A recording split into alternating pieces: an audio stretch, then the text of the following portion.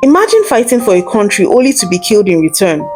This is the story of those Senegalese soldiers who fought for France in World War II. In late 1944, a ship arrived in the port of Dakar. On board were 1,280 Senegalese soldiers. They weren't just returning from war, they were returning from years of Nazi captivity. These men had fought for France in 1940, were captured during the fall of France, and spent 4 years in German prisoner of war camps. They had survived the war and the camps only to find that their greatest struggle was waiting for them on home soil. Before leaving France, the soldiers were promised their full pay and demobilization premiums. However, they were given a small advance with promise that the rest would be paid upon arrival in Dakar. Once at the Thiaroye military camp in Senegal, the reality set in. The French colonial authorities attempted to pay them a significantly lower amount than white French soldiers. Essentially, their years of service and suffering were being devalued based on the color of their skin.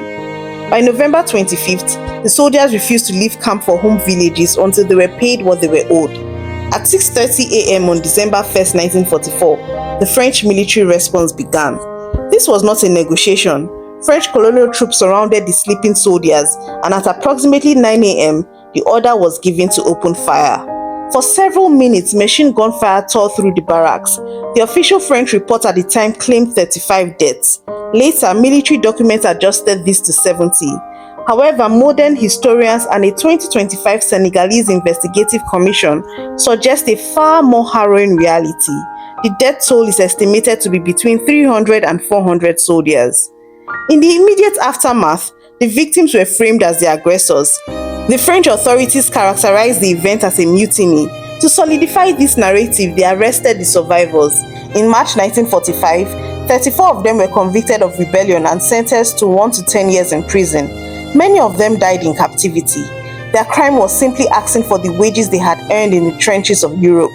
For decades, the French government maintained a wall of silence. Records were destroyed or classified, and the widows of those killed were denied the pension usually granted to the families of fallen heroes.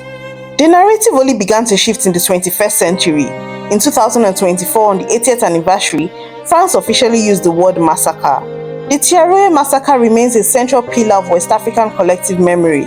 These men fought for the freedom of France, only to be killed by France when they asked for their own.